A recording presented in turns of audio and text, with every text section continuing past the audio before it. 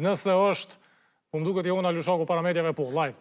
51%, e cila për 4 muaj rresht, duke ditur që zgjedhja presidentit vjen në muajin mars-aprill, nuk ka zhvilluar bisedime, nuk ka gjetur zgjidhje për ta pasur ne sonte presidentin, për të pasur Republika e Kosovës president.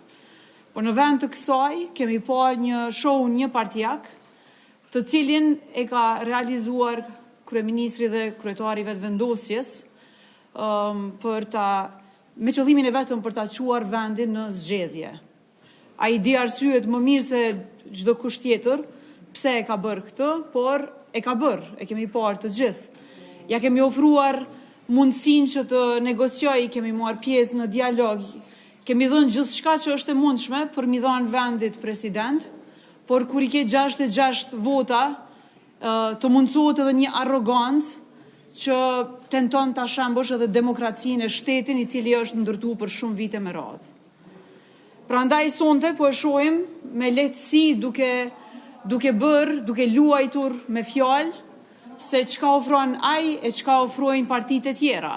E ka vënë veten përballë partive të tjera dhe po synon të realizoj seanca të cilat përveç se janë synim për ta rënuar demokracinë edhe rendin kushtetues, ai po orkestron një arrogancë të tërë ndaj sistemit të ndërtuar kushtetues. Po ndërton raste për të quar raste në kushtetuese dhe për të fituar hapësirë ekstra edhe për të ardhur tek zgjedhjet e reja në kohën dhe momentin të cilin ai po e synon. E pam edhe dëgjuam, e di që ju keni pyetje, po një gjëje dëshiroj t'i jap përgjigje tani. Ne kemi dhënë mbështetjen tonë partijake në mënyrë unanime, 15 nënshkrime për kandidatin e LDK-s.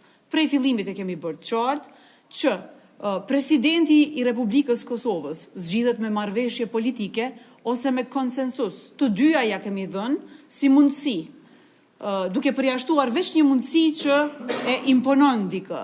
Dhe atë e kemi sot. I po imponohen kandidat, herë me shumë vota, herë kandidat me 0 vota. Ky është i njëjti kryeministër që ka thënë nuk qes kandidat partijak, edhe që i ka qitë 2 kandidat partijak.